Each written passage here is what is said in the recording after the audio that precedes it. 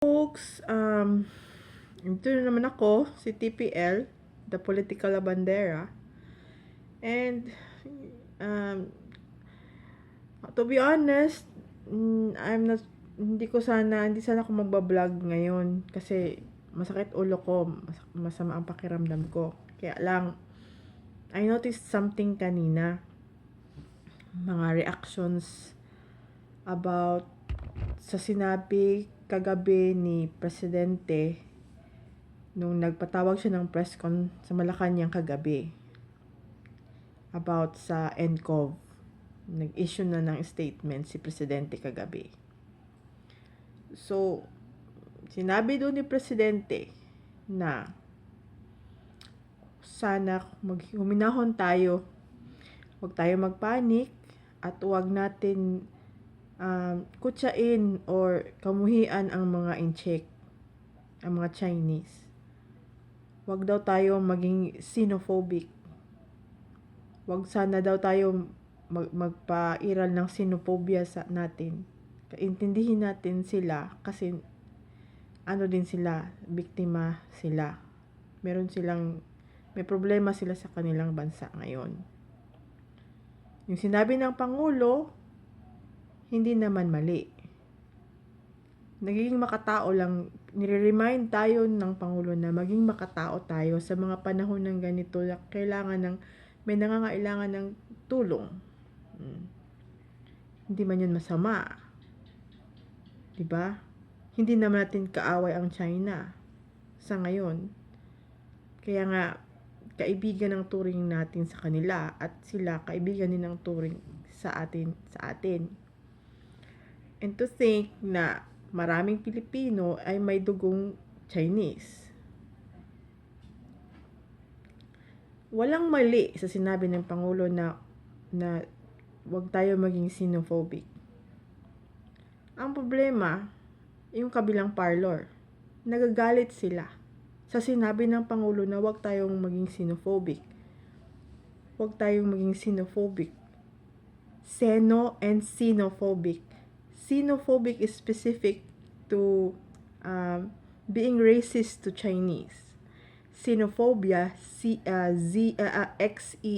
is generally na fear of other races.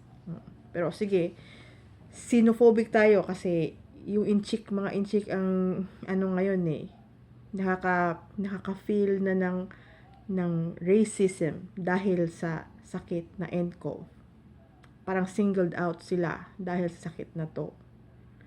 Kahit yung mga Pilipino na mukhang Chinese, naghihinalaan na discriminate dahil mukha silang Chinese.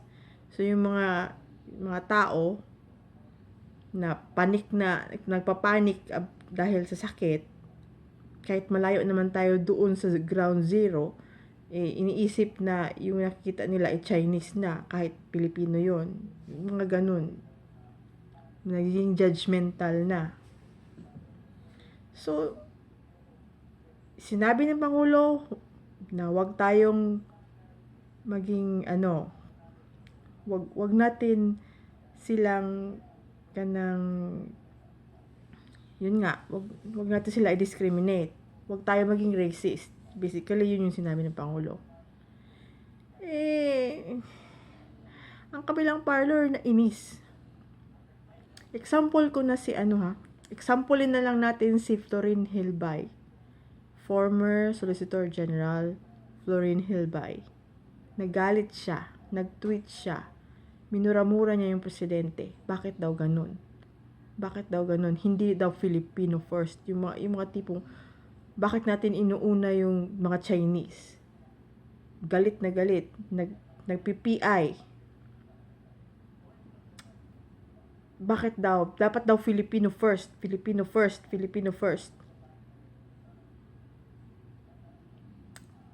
You know, ewan ko kung aware kayo, may kasabihan na the way to one's salvation could be through others.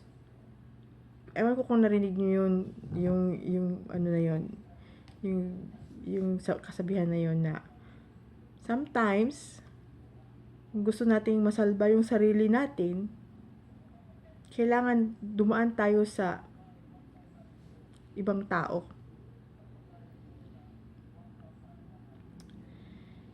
By this time, yung mga nafe-feel na ng Chinese community sa Pilipinas, tsaka sa ibang mga bansa na sinisingle out sila. If you've noticed, ang nakikita namin ngayon sa SOCMED is panay issue ng statements ang Facebook page ng Chinese Embassy dito sa Manila. It's unusual. Usually ang mga Chinese is reserved na, hindi sila basta-basta magpo-post. Pero last few days, may static yung kanilang page. And most of it is about NCOV. Na lumalaban sila na, sandali, wait a minute. Yung mga expression, wait a minute, ba't nyo kami sinisingle out, kami problema rin kami sa amin. Bakit kayo, isa na lang matulungan kami, inuundo po nyo kami. Sinisiraan, dinidiscriminate, naka-feel ng racism kami dahil sa, NCOV. So, ganun. Yun na yung mga, nagiging defensive na yung, naghanap na sila. Parang, na yung mga Chinese. Pati ang Philippine Chinese community, umaangal na. Dahil sa mga news. Na parang sila yung biniblame. Tapos ito namang nasa kabilang parlor, ang biniblame is presidente. Dahil nakapasok ang NCOV sa Pilipinas. Kasalanan daw ni presidente. Hindi daw siya nagmadali i-ban ang mga Chinese papasok dito. It took him several days to say na mag-ban, or took him several days to face the public, like last night lang, to say yung kanyang sa NCOV. The president was waiting for the World Health Organization. Naghintay yung presidente muna before siya nag-issue ng ban, before siya ng temporary ban, before siya nag-issue ng mga nag-press con.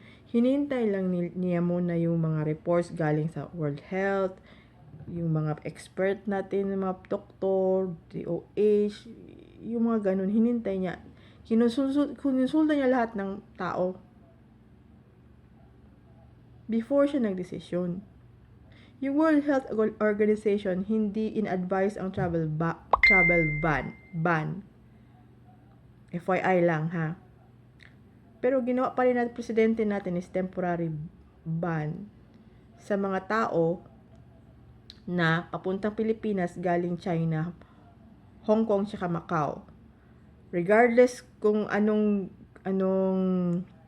nationality, so Chinese ka or ano kang nationality, pasagang galing ka doon, papasok ka dito sa lalapag ka dito sa Pilipinas, papabalikin ka. Ang papapasukin lang galing doon sa China, Macau, tsaka Hong Kong are OFWs natin. At tsaka permanent residents na dito sa Pilipinas. Pero before sila makapasok, ika-quarantine sila for 14 days. Yun na yung SOP. The rest, kung galing ka doon sa China, galing ka sa Hong Kong, galing ka sa Macau, kahit layovers ka or ganyan, lumapag doon, mag-layover, papunta dito sa atin, hindi ka papasukin. Pabalikin ka. Kung hindi ka Filipino national o citizen. Tapos sinasabihan nyo walang ginagawa ang gobyerno. Gusto nyo yung ban, di ba? Tapos ngayon ba, nagreklamo na po kayo na may ban.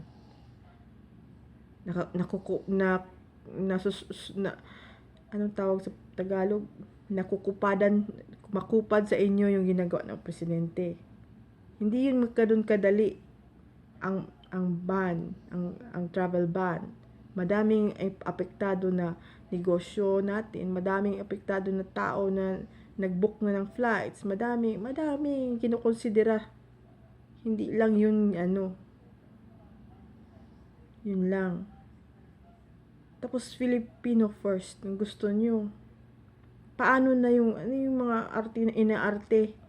Paano yung mga, mahawa kami, ganito, ganyan. Siguro naman, pwede kang maging Filipino first. Pero hindi mo na kailangan at the expense na encourage mo yung xenophobia. Diba? Hanap kayo ng balanse. Pwede kayo maging Filipino first. I-practice nyo yung Filipino first ninyo. Natin.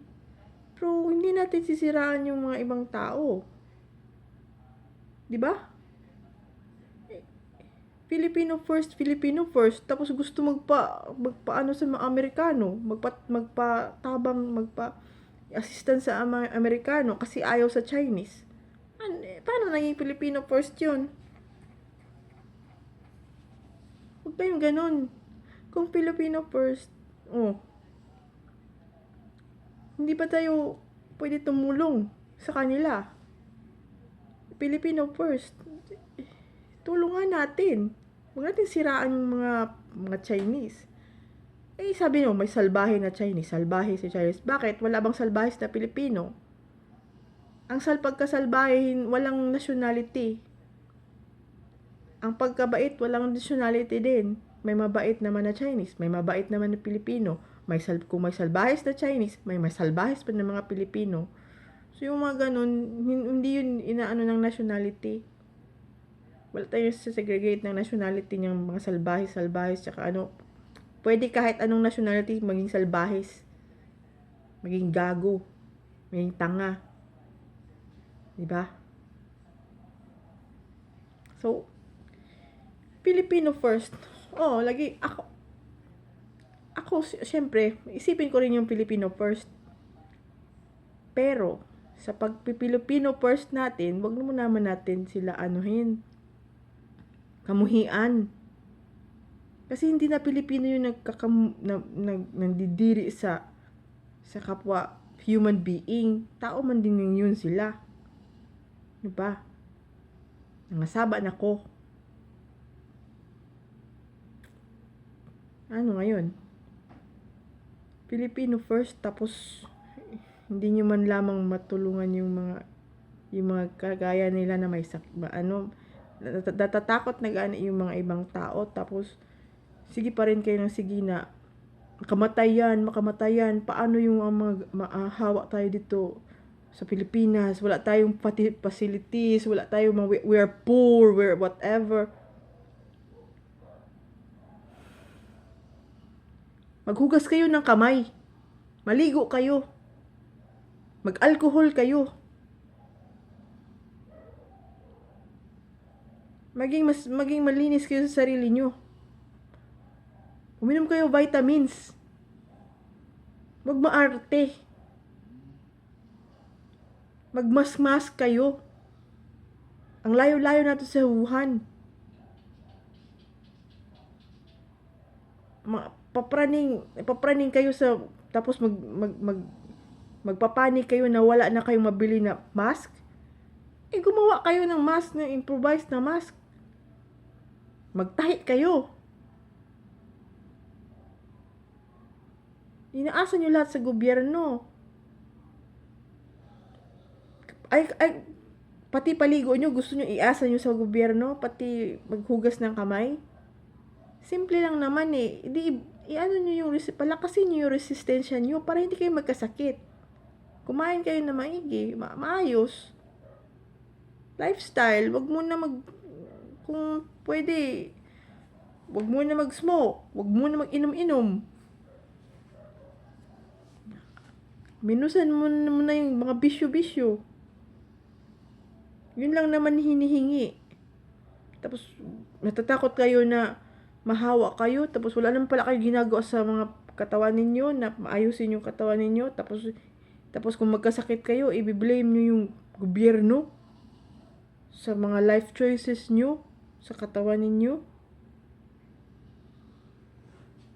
And to think, this virus is curable at the moment. And, ang mainstream media din, huwag kayo masyadong sa mainstream media. Magpadala sa mainstream media. Ang lagi nilang nire-report yung mga nagmamatay, na-infect, kakasakit. Hindi nila nire-report yung mga nagre-recover na, yung nakakalabas na ng hospital.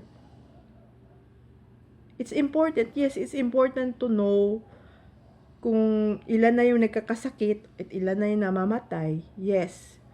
But it's much more important to know kung ilan na yung nakaka-recover, ilan na yung nagsusurvive. Kung marami nagsusurvive na kaysa sa namamatay, it's a good indication na this virus can be combated. May chance ang humanity nito. Masugpo ito, ma-eradicate ito. Kung mas marami ang tao na gumagaling kaysa nagkakasakit or namamatay. Yun yung dapat tinitingnan natin. Hindi dati dapat titingnan ilang patay. Nagba-body count kayo. Pero hindi nyo alam na madami na nakakalabas ng ospital. Meron ng mga mga scientist na ginugugol na yung oras nila para magawa lang ng mga gamot. Tapos dito sa Pilipinas, laging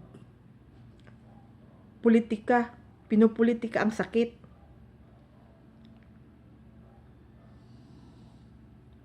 Sa ibang bansa, ang kanilang inaatupag is paano maghanap ng solusyon or paano maggawa ng vaccine or paano ng gamot para sa sakit na to. Ang sa atin, nagpapatawag ng Senate hearing.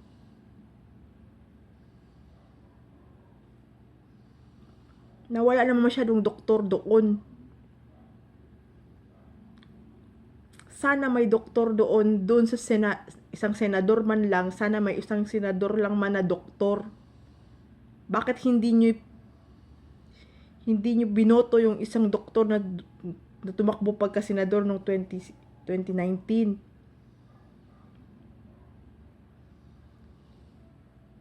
Walang doktor sa Senado. Na ngayon, kailangan natin na may mga doktor doon.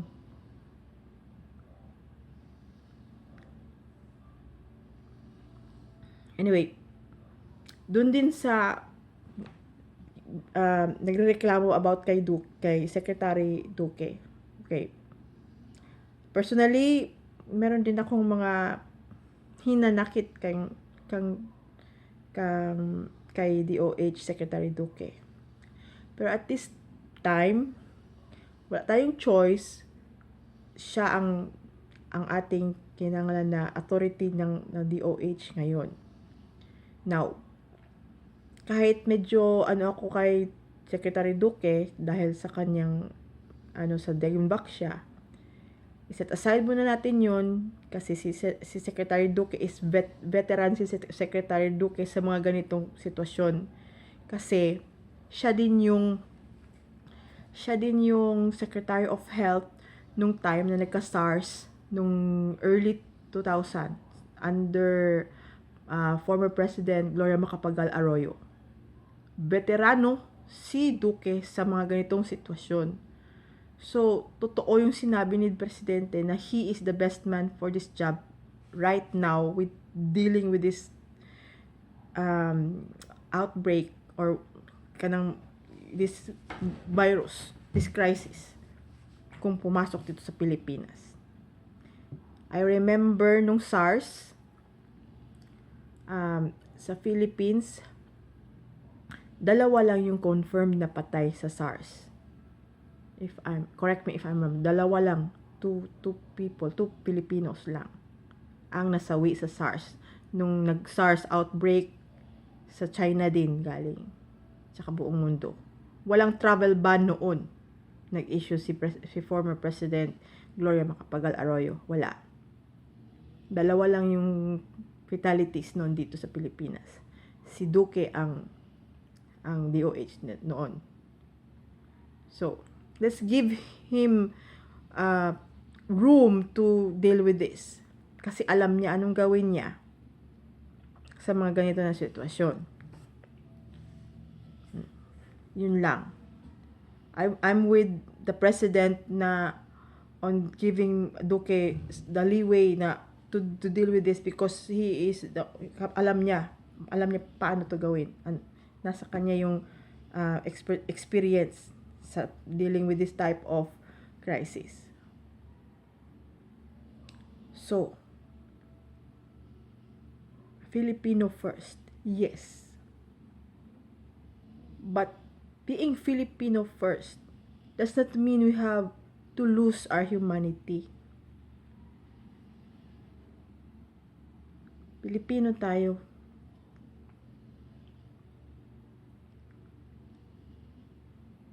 Huwag natin kalimutan na maging magmalasakit sa kapwa kahit ano pa man yan sila.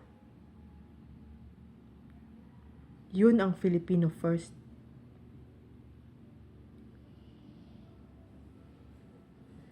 Gawin yung mabuting asal. Pakita nyo sa mundo yung mabuting asal na natutunan natin sa mga magulang natin, sa mga nakakatanda sa atin. Remember, the way to our salvation could be via others.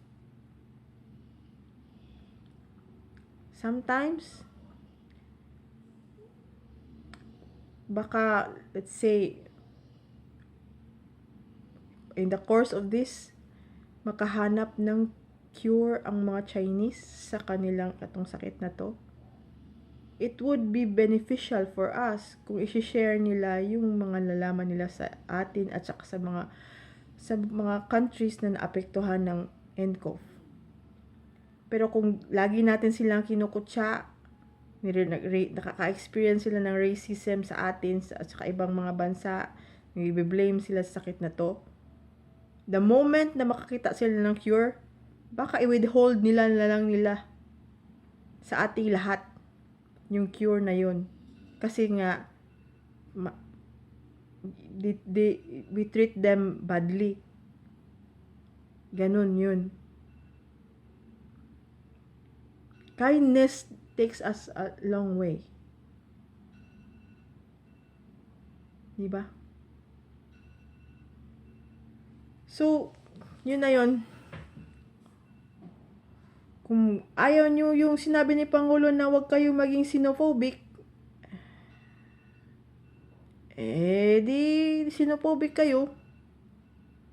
Galit kayo sa Pangulo. Sinabihan kayo anong tamang gawin tapos ayaw nyo.